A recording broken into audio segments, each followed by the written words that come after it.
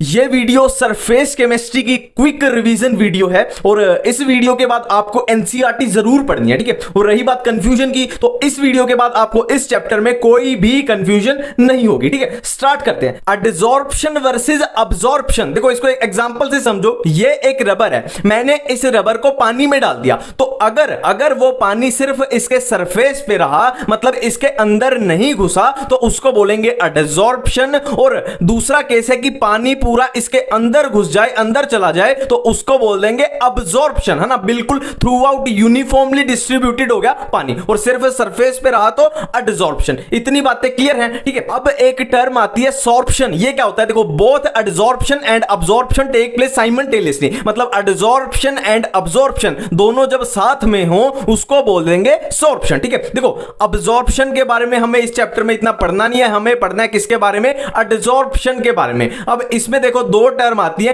एडसॉर्बेट and एडसॉर्बेंट, ठीक है। देखो इसको ऐसे याद करो, मैंने क्या एग्जांपल बताया था कि रबर पे हमने पानी डाल दिया। अब जो ये रबर है यहां पे, वो तो हो जाएगी एडसॉर्बेंट, और जो पानी इसके ऊपर डाला था, जो इसके ऊपर एडसॉर्ब होना था, वो हो जाएगा पानी, हो जाएगा एडसॉर्बेट, ठीक है। क्लियर बात है। अब देखो एक ये बहुत इंपॉर्टेंट आता है, इस पे बहुत क्वेश्चन बनते हैं कि एडसॉर्प्शन के लिए डेल्टा एच कैसा? नेगेटिव। और डेल्टा एस किसके लिए? गैस के लिए जो एडसॉर्ब हुई है उसके लिए ये नेगेटिव, और डेल्टा जी भी होगा नेगेटिव। इस पे बहुत सारे क्वेश्चन बनते हैं।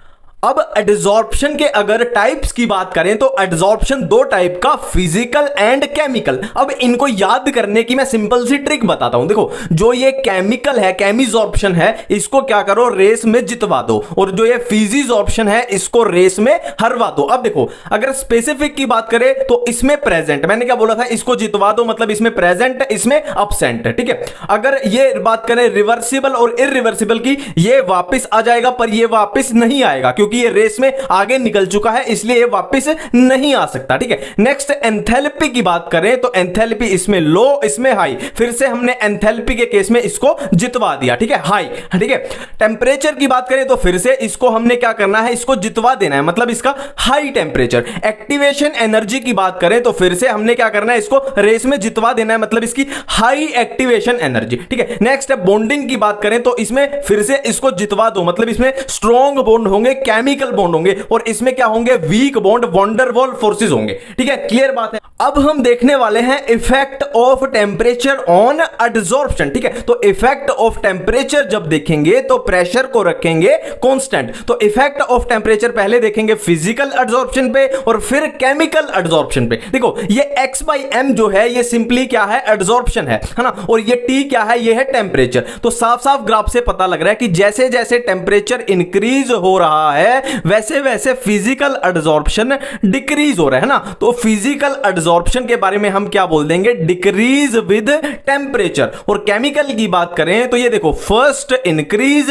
देन डिक्रीज, ठीक है। ये क्या हो रहा है? डिक्रीज हो रहा है। और ये क्या? फर्स्ट इंक्रीज, ये इंक्रीज देन डिक्रीज। तो ये तो था इफेक्ट ऑफ टेंपरेचर, ठीक है। अब इफेक्ट ऑफ जब प्रेशर, इफेक्ट ऑफ प्रेशर जब हम देखते हैं तो हमने क्या करना है? टेंपरेचर को कांस्टेंट रखना है। टेंपरेचर कांस्टेंट जब होता है, जब क्या होता है? आइसोथर्म। आइसो मतलब सेम, थर्म मतलब टेंपरेचर, ठीक है। तो इसमें बहुत फेमस ये आती है फ्रेंडुलिक, जो भी आप बोलते हो इसको नाम से, अंग्रेजी में मेरे को इतना नहीं पता। तो ये वाली एडसॉर्प्शन की आइसोथर्म आती है। अब इसमें इंपॉर्टेंट क्या ध्यान रखना है? देखो इसमें क्या है? देखो, प्रेशर का इफेक्ट देखना है एडसॉर्प्शन पे। ये क्या है? x/m एडसॉर्प्शन है, और हम इफेक्ट देख रहे हैं प्रेशर का। तो कुछ ऐसा सा ग्राफ है। अब इस ग्राफ को हमने तीन पार्ट में डिवाइड कर लिया। एक तो ये बिल्कुल जो स्ट्रेट लाइन जा रहा है, एक ये जो थोड़ा सा कर्व्ड है, और एक ये बिल्कुल जो कांस्टेंट हो गया। मतलब क्या कहना चाहता है कि इस पॉइंट तक जो एडसॉर्प्शन है वो प्रेशर के डायरेक्टली प्रोपोर्शनल है, डायरेक्टली प्रोपोर्शनल है ए पार्ट में।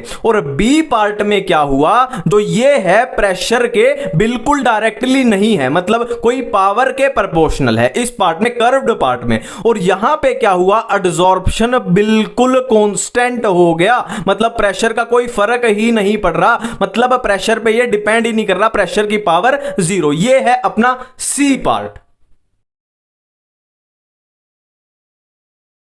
कोलॉइड्स पढ़ते हुए हम सबसे पहले करेंगे ट्रू सॉल्यूशन, कोलॉइडल सॉल्यूशन और सस्पेंशन के बीच का डिफरेंस। ठीक है, देखो अगर पार्टिकल साइज की बात करें तो ट्रू सॉल्यूशन में particle size less than 1 nanometre और कोलॉइडल सॉल्यूशन में 1 to 1000 नैनोमीटर और सस्पेंशन में मोर देन 1000 नैनोमीटर। ठीक है, अब बात करें देखो ट्रू सॉल्यूशन कैसे, होमोजीनस, कोलॉइडल सॉल्यूशन हेट्रोजीनस और सस्पेंशन भी हेट्रोजीनस। ठीक है, और अगर पार्टिकल्स के सेटलिंग की बात करें तो ट्रू सॉल्यूशन में पार्टिकल सेटल नहीं होते और कोलॉइडल सॉल्यूशन में वैसे नॉर्मली सेटल नहीं होते पर सेंट्रीफ्यूगेशन पे सेटल हो जाते हैं और सस्पेंशन में बात करें तो सेटल हो जाते हैं। ठीक है, और ये TNB क्या है, Tyndall effect and Brownian movement. तो Tyndall effect and Brownian movement true solution में अब्सेंट है, कोलॉइडल सॉल्यूशन में प्रेजेंट है और सस्पेंशन में प्रेजेंट हो भी सकती है और नहीं भी हो सकती। देखो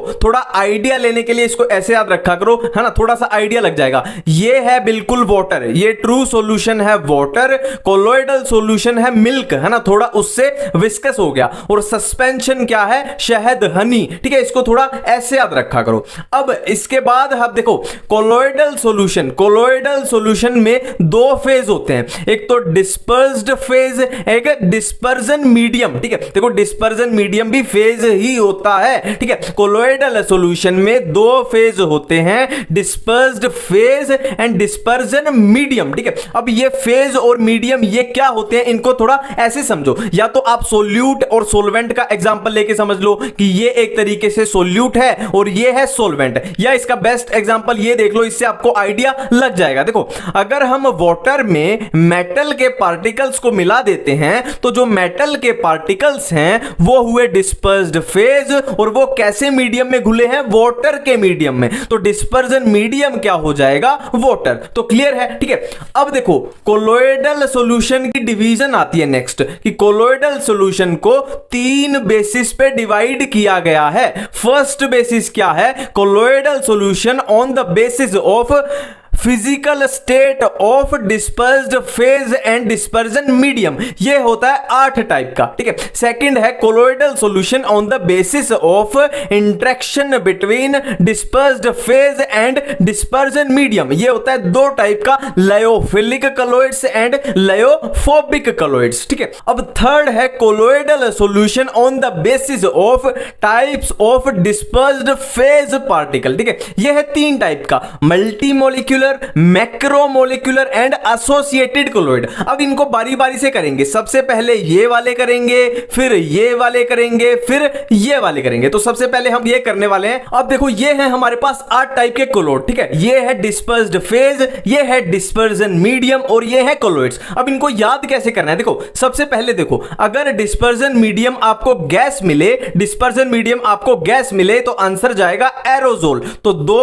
एरोजोल वाले मैं यहां से काट देता हूं, ये ऑटोमेटिक अपने को याद हो गए। ठीक है, अब देखो लिक्विड प्लस लिक्विड क्या होता है, इमल्जन। ये इंपॉर्टेंट या नॉर्मल सी कॉमन सेंस की बात है, इंपॉर्टेंट भी है। इमल्जन अलग से टॉपिक है ना, वाटर में ऑयल मिला दो या ऑयल में वाटर, लिक्विड, लिक्विड क्या होता है, इमल्जन होता है। ये भी अपना कट गया। ठीक है, अब देखो नेक्स्ट, देखो इसको कैसे याद करें, देखो SOL सोल, ये भी अपने को याद हो गया। ठीक है, अब ये है फोम है। देखो आपने घर में झाग देखे, झाग, तो झाग में क्या होता है, लिक्विड में क्या होता है, गैस होता है, लिक्विड में गैस होती है झाग, तो ये भी फोम अपने को याद हो गया। ठीक है, अब जो बच गए, देखो अब जो 3 बच गए उनमें एक चीज कॉमन है कि डिस्पर्जन मीडियम तीनों में क्या है, सॉलिड है। ठीक है, तो इसको तो कैसे याद रखना है, जेल वाले को liquid solid gas, G for gas, G for gel, liquid solid gas, तो ये भी याद हो गया। ठीक है, अब देखो बचे हुए कैसे याद करें, कि जिसमें भी डिस्पर्जन मीडियम सॉलिड आया उसका आंसर कर दो सॉलिड सोल, तो ये अपने को थोड़ा आइडिया लगा के याद हो सकते हैं। ठीक है, तो अब देखो हमने ये 8 टाइप के कर लिए, अब हम चलते हैं लायोफिलिक एंड लायोफोबिक पे। ठीक है, देखो लायोफिलिक क्या होता है, लायोफिलिक मतलब लिक्विड लविंग, लायोफोबिक, फोबिक मतलब फोबिया, फोबिया मतलब डर, मतलब हेटिंग, ये लिक्विड लविंग, ये लिक्विड हेटिंग। अब देखो ये प्यार फैलाएगा और ये हेट मतलब नफरत फैलाएगा, तो अच्छी चीजों में ये जीत जाएगा और बुरी चीजों में ये जीत जाएगा। इतनी सी बात अगर आपको याद है तो ये आपका कंप्लीट हो गया। अब देखो प्रिपरेशन की बात करें तो प्रिपरेशन अच्छी चीज है, तो लायोफिलिक इजीली प्रिपेयर्ड हो जाता है और लायोफोबिक नहीं होता, तो ये जीत गया इसमें। स्टेबिलिटी की बात करें तो स्टेबिलिटी भी अच्छी बात है, उसमें भी लायोफिलिक जीत जाएगा मतलब मोर स्टेबल, और ये है लेस स्टेबल मतलब अनस्टेबल है। रिवर्सिबिलिटी की बात करें तो ये भी अच्छी चीज है, तो इसमें भी लायोफिलिक जीत जाएगा और ये लायोफोबिक हो जाएगा इरिवर्सिबल मतलब रिवर्सिबल नहीं है, तो इसमें भी ये जीत गया। विस्कोसिटी की बात करें, गाढ़ापन, विस्कोसिटी भी अच्छी चीज है, तो इसमें भी लायोफिलिक जीत जाएगा मतलब लायोफिलिक में viscosity is higher than solvent, और इसमें क्या होती है सॉल्वेंट के बराबर, तो इसमें भी ये जीत गया। अब दो चीजें बची जो बुरी हैं, ये थी सारी अच्छी चीजें, दो चीजें बची जो बुरी हैं। देखो एक तो टेंशन, सरफेस टेंशन, टेंशन जहां वर्ड आ गया मतलब वो बुरी चीज है। स्कैटरिंग मतलब बिखर जाना, तो बिखरना भी एक तरीके से बुरी चीज है, तो इसमें लो किसमें होगी, कम होगी लायोफिलिक में, क्योंकि बुरी चीजों में ये हार जाएगा, बुरी चीजों में ये जीतेगा, ये जीतेगा, तो इसमें ये दो चीजें हाई हो जाएंगी। तो इस तरीके से कॉमन आइडिया लगा सकते हैं, ठीक है। अब देखो अब हम करने वाले हैं ये मल्टीमोलिक्यूलर, मैक्रोमोलिक्यूलर एंड एसोसिएटेड कोलोइड, ठीक है। सबसे पहले है मल्टीमोलिक्यूलर, देखो नाम से ही पता लग रहा है मल्टी मतलब बहुत सारे, मोलिक्यूलर मतलब मोलिक्यूल्स, तो बहुत सारे पार्टिकल, छोटे छोटे पार्टिकल्स मिलके एक पार्टिकल बना देंगे और ये पार्टिकल कोलोइडल रेंज का होगा, तो कोलोइड की फॉर्मेशन हो जाएगी। इतनी सी सिंपल सी बात है। नेक्स्ट है मैक्रोमोलिक्यूलर, इसके बारे में एनसीईआरटी में ऐसे ही लिखा हुआ है कि macromolecules in suitable solvent form solution, in that solution size of macromolecules is in colloidal range. Clear बात है। सबसे लास्ट और सबसे इंपॉर्टेंट है एसोसिएटेड कोलोइड्स, ठीक है। देखो कुछ सब्सटेंस होते हैं, कुछ ऐसे सब्सटेंस होते हैं जो लो कंसंट्रेशन पे स्ट्रॉन्ग इलेक्ट्रोलाइट की तरह बिहेव करते हैं, बट यही सब्सटेंस जब हाई कंसंट्रेशन पे हो तो ये कोलोइड सॉल्यूशन बना देते हैं, कोलोइड की तरह बिहेव करते हैं, और इन कोलोइड्स को क्या बोलते हैं, मिशेल्स बोलते हैं। अब देखो यहां पे बहुत इंपॉर्टेंट दो चीजें आती हैं। ये जो मिशेल्स की फॉर्मेशन हुई ये एक पर्टिकुलर टेंपरेचर के ऊपर होती है और उस टेंपरेचर को बोलते हैं क्राफ्ट टेंपरेचर। अब दूसरी लाइन, ये जो मिशेल्स की फॉर्मेशन हुई ये एक पर्टिकुलर कंसंट्रेशन के ऊपर होती है, तो उस कंसंट्रेशन को बोलते हैं क्रिटिकल मिशेल कंसंट्रेशन। क्लियर बात है।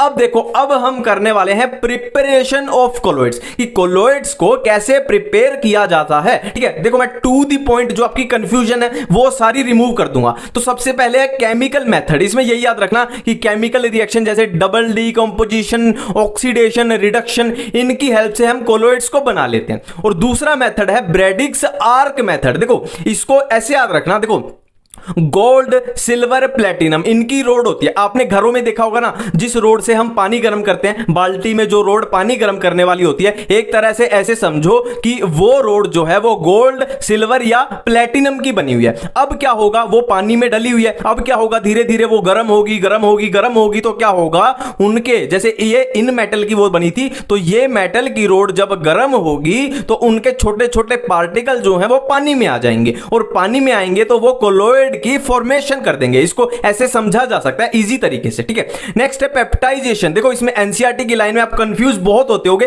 पर इसको सिंपल तरीके से समझो। देखो यहां पे दो चीजों में आपको कंफ्यूज किया जाता है, एक है प्रेसिपिटेट, एक है इलेक्ट्रोलाइट्स। प्रेसिपिटेट को रिप्लेस कर दो पत्थर से, ठीक है। देखो मैंने पत्थर में, देखो मैंने पानी में पत्थर डाले, प्रेसिपिटेट डाले मैंने पानी में, है ना, मैंने पानी में पत्थर डाले यानी मैंने पानी में प्रेसिपिटेट डाले, पर वो क्या है, वो कोलोइड की फॉर्मेशन नॉर्मली नहीं कर रहे, मतलब वो पिघल नहीं रहे।